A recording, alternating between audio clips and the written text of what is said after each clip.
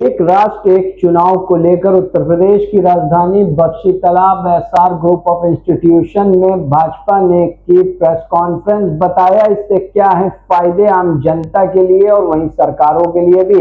नमस्कार, मैं अमित कश्यप और आप देख रहे हैं हंगामा टाइम्स न्यूज। उत्तर प्रदेश की राजधानी के लखनऊ स्थित बख्शी तालाब एसआर ग्रुप ऑफ इंस्टीट्यूशन में प्रेस कॉन्फ्रेंस की गई एक राष्ट्र एक चुनाव को लेकर के, जहां भाजपा के प्रदेश अध्यक्ष भूपेंद्र सिंह चौधरी ने बताया आम जनता को, कार्यकर्ताओं को कि एक राष्ट्र एक चुनाव को लेकर क्या है फायदे। वहीं पर पत्रकारों की प्रेस वार्ता में उनसे सवाल भी पूछा गया कि आम जनता का इसमें क्या होगा फायदा, किस तरह से जो देश के मुद्दे हैं वो अलग हैं और वहीं उत्तर प्रदेश के अलग। तो एक राष्ट्र एक चुनाव को लेकर जहां पर विपक्ष भाजपा पर निशाना भी साधता हुआ दिखता है, वहीं पर आइए देखते हैं कि भाजपा प्रदेश अध्यक्ष भूपेंद्र सिंह चौधरी का क्या कहना। वहीं पर एमएलसी सभापति पवन सिंह चौहान ने बताए एक राष्ट्र एक चुनाव के फायदे। आइए डालते हैं अर्चना कश्यप विशेष संवाददाता की एक रिपोर्ट पर नजर। निर्वाचन क्षेत्र में एक ही दिन में 2 स्तरों पर मतदान कर सकते हैं। 2 स्तर पर मतदान करके अपने चुनाव को संपन्न कर सकते हैं। भाइयों बहनों, आज अपना बहुत बड़ा देश है और अपने यहाँ मतदान भी विधानसभाओं का, लोकसभाओं का अलग होता है और अपने जैसे राज्य में तो कई चरणों में चुनाव संपन्न होता है। उत्तर प्रदेश में चाहे विधानसभा का चुनाव हो, चाहे लोकसभा का चुनाव हो, 6-7 चरणों में चुनाव संपन्न होता है और पूरी चुनाव की प्रक्रिया मुझे ऐसा लगता है कि लगभग 2 महीने के आसपास इस चुनाव की प्रक्रिया को संपादित करने में समय लगता है। हमारी सरकार ने माननीय प्रधानमंत्री जी के नेतृत्व में एक साथ चुनाव हो, इसके लिए भारत के पूर्व राष्ट्रपति माननीय रामनाथ कोविंद जी की अध्यक्षता में एक उच्च स्तरीय समिति का गठन 2024 में किया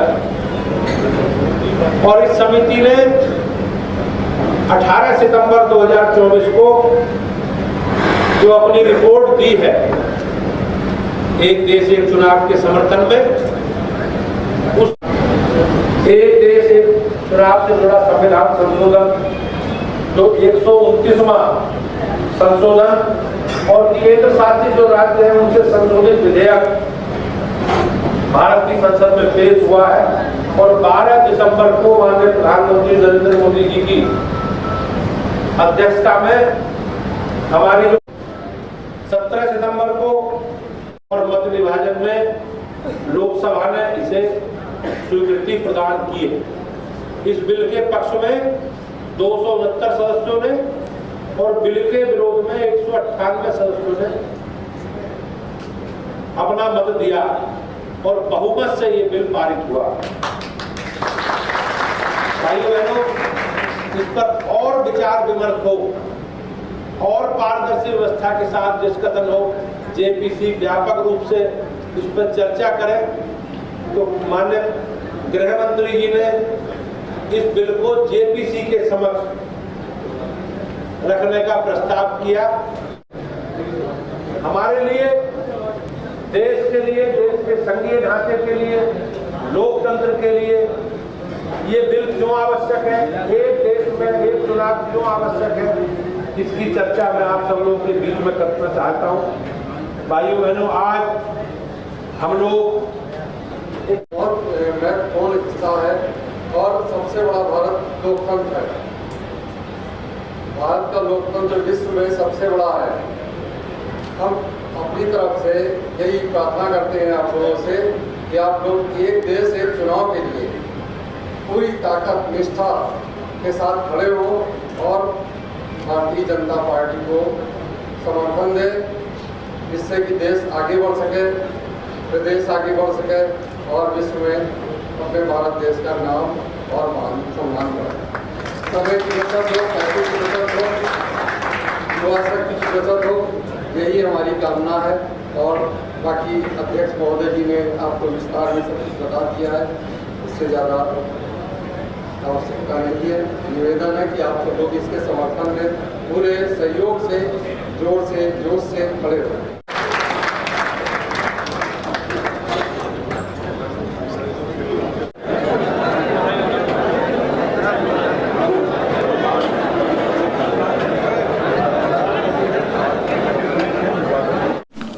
बीकेटी के एसआर कॉलेज में संगोष्ठी की गई, जिसमें एक राष्ट्र एक चुनाव की जो बैठक की गई, क्या कहना है और क्या कहना चाहेंगे? एक देश एक चुनाव की जो कल्पना है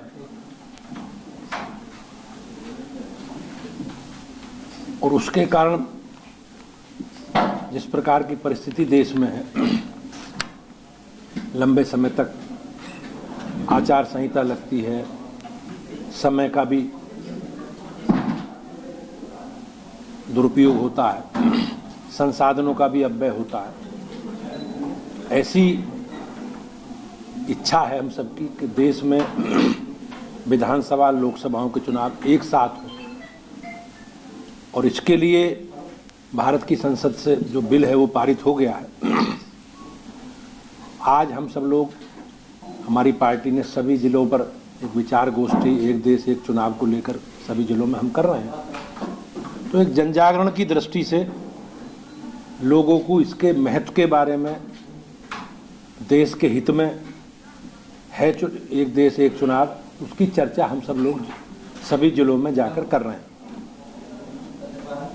समाज के अलग अलग वर्गों में, चाहे वकील हों, शिक्षक हों, व्यापारी हों, किसान हों, सबके बीच में जाकर पार्टी के कार्यकर्ता, पार्टी के पदाधिकारी इस विषय को आगे बढ़ा रहे हैं। अध्यक्ष साहब, तमाम दलों में कुछ दल सहमत नहीं है, इसको लेकर क्या कुछ कहेंगे? माननीय राष्ट्रपति, पूर्व राष्ट्रपति रामनाथ कोविंद जी की अध्यक्षता में जो समिति बनी है, उस समिति के सम्मुख 47 राजनीतिक दलों के सुझाव आए हैं।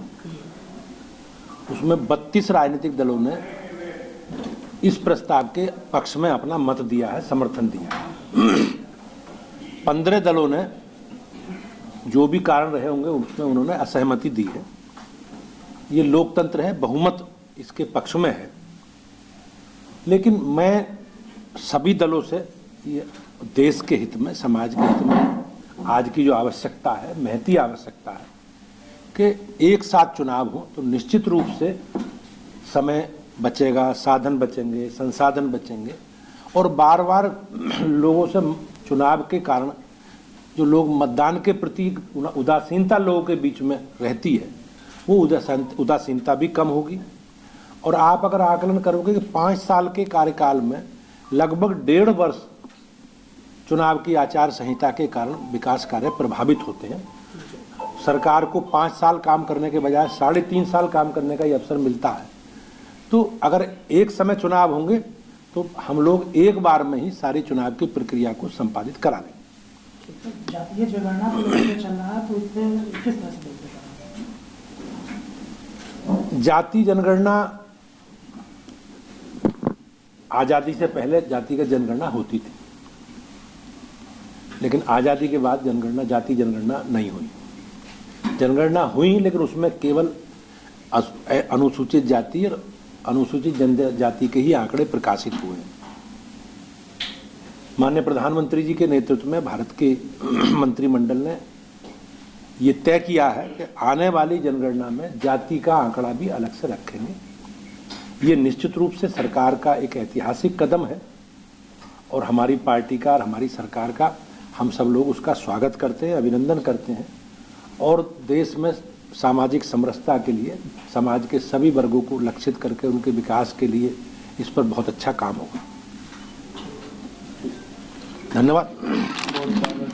एक राष्ट्र एक चुनाव को लेकर, इसको लेकर क्या कुछ कहेंगे? आज वन नेशन वन इलेक्शन के लिए बड़ा हमारे माननीय प्रदेश अध्यक्ष आदरणीय भूपेंद्र चौधरी जी ने बहुत विस्तार से बताया कि वन नेशन वन इलेक्शन, एक देश एक चुनाव से कितने फ़ायदे होने वाले हैं और क्या क्या नुकसान होते हैं, उसके बारे में विस्तार से उन्होंने चर्चा किया कि जब हमारा एक देश एक चुनाव होता है तो सबसे बड़ी बात रहती है कि हमारा एक तो आर्थिक रूप से हमारा बचत होती है, दूसरा समय की बचत होती है। 6 महीना पहले और 3 महीना बाद तक, 9 महीने तक कोई काम नहीं हो पाता है। अगर 2 बार इलेक्शन हो गया तो बाद 18 महीने चले गए। तो ये बड़ी स्थितियाँ खराब रहती हैं। दूसरा, हमारी पार्टी या अदर अन्य दलों के जो लगातार इस इलेक्शन में लगे रहते हैं, कहीं ना कहीं जनता, नेता, कार्यकर्ता, सरकारी कर्मचारी सभी लोग कहीं ना कहीं परेशान रहते हैं और जो अपना फुल स्ट्रेंथ काम करना चाहिए वो नहीं कर पाते।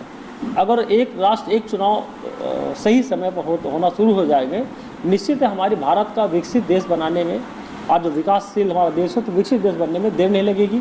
हकीकत ये है कि हम लोग कहीं ना कहीं डरते रहते हैं, कैसे होगा, क्यों होगा, कितना होगा। बीच बीच में जो हमारे 60 जो इलेक्शन विधानसभाएं हो जाती हैं जिसकी वजह से समस्या आ जाती थी, अब वो समस्या बिल्कुल नहीं आने वाली। मुझको लगता है कि एक देश और एक चुनाव की वजह से हम लोग आने वाले जो अभी घोषणा हुई है या घोषणा होने वाली है, जिसकी वजह से पूरे देश का माहौल आज बड़ा खुशहाल है। जो इतने इलेक्शन में लगते थे हमारे कर्मचारी, वो भी बड़े खुश हैं, जनता बड़ी खुश है और नेता भी खुश हैं कि हम लोगों को काम करने का पूरा मौका मिलेगा। मैं पत्रकार बंधुओं को और सभी आज माननीय भूपेंद्र चौधरी जी, माननीय जिलाध्यक्ष जी, माननीय विधायक जी, सब लोग आए, पूरा पार्टिसिपेट किए और यहाँ के एडवोकेट्स आए, यहाँ के टीचर्स आए, पूरे हमारे विधानसभा क्षेत्र के और पूरे डिस्ट्रिक्ट के मुझको लगता है एडवोकेट, टीचर, शासक, डॉक्टर्स बड़ी संख्या में थे, ये बड़ी बात थी। तो सभी लोगों ने इसका एक मत से समर्थन किया। मैं भी समर्थन करता हूँ और जनता और प्रबुद्ध जन भी समर्थन करता है। मैं सभी को बहुत धन्यवाद देता हूँ। दल सहमत नहीं है, तमाम तरह के आरोप लगा रहे हैं पार्टी। देखिए, जब हमारे पास इतने सारे दल होंगे तो निश्चित है उस दल में कुछ दलदल भी होते हैं, तो उसकी वजह से वो लोग समर्थन नहीं कर पाते हैं और पॉजिटिव और निगेटिव दोनों पक्ष हमेशा बने रहते हैं समाज में। तो हमारा कहीं पर भी देखिए जा कि भले 5% 10% निगेटिव व्यक्त हों, लेकिन हमारा नकारात्मक भाव भी हमारे हिंदुस्तान में या समाज, सार समाज में, हिंदुस्तान में पूरे वर्ल्ड में रहते हैं, वो लोग अपना राग अलापते रहते हैं। वैसे वन नेशन वन इलेक्शन हो जाएगा तो इससे हमारे देश की तरक्की में 4 साल लग जाएंगे।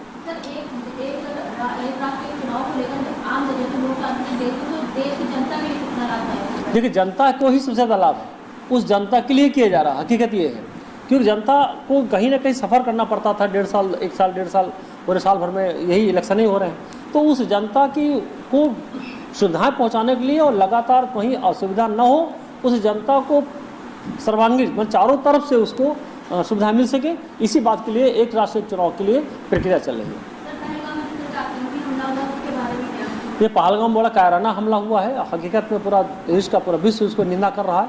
आज निश्चित है कि अभी आपने कल भी सुना होगा, माननीय अमित शाह जी, माननीय मोदी जी ने, माननीय राजनाथ सिंह ने, तीनों ने सीधा बोला है कि चुन चुन का हम मारेंगे और हकीकत में एक भी आतंकवादी को बचेगा नहीं। निश्चित देर है लेकिन अंधेर बिल्कुल नहीं।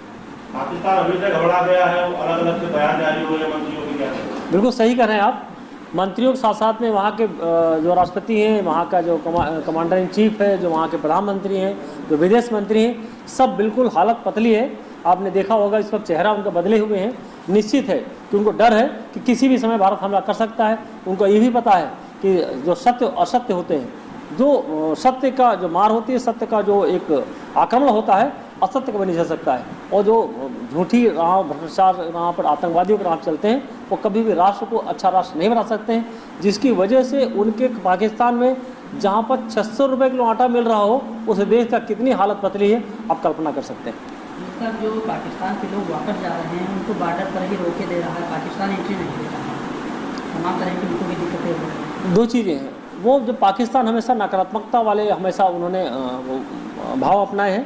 हमारा हिंदुस्तान हमेशा उदारता पूर्वक और बड़ा दयावान हमारा हिंदुस्तान रहा है, जिसकी वजह से सर्वग्राही रहा है, किसी को भी ग्राह्य कर लेता। आपने देखा होगा जो भी हमारे यहाँ आते हैं, हम लोग उनकी पूरी सेवा करते हैं। पूरे देश में आप कल्पना करिए कि वो 600 रुपये किलो आटा खा रहे हैं, हमारे यहाँ फ्री मिल रहा है। ये कम बड़ी बात है। तो हमारा देश थोड़ा संपन्न देश है और राष्ट्र में हमारे जहाँ पर आध्यात्मिकता होती है, जहाँ पर साक्षरता होती है, जहाँ पर पौराणिकता होती है, वहाँ पर निश्चित है कि हम लोग सनातन हमारा जो हम चल निकले हैं। निश्चित महाकुंभ आपने देखा होगा, 66 करोड़ लोगों ने जो डुबकी लगाई है।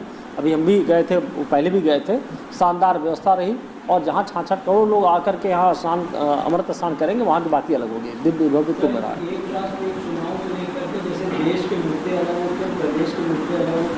कितना बड़ा मुद्दों पर 2 चीज़ें होती हैं। हमारे मुद्दे जब एक ही जैसे होते हैं। हम जनता के हित के लिए मुद्दे सब लोग बनाते हैं, वही मुद्दा जनता के हित के लिए होते हैं, चाहे देश के लिए हो, चाहे राष्ट्र के लिए हो, चाहे प्रदेश के लिए हो, चाहे डिस्ट्रिक्ट लेवल का हो और चाहे ग्राम पंचायत लेवल का हो।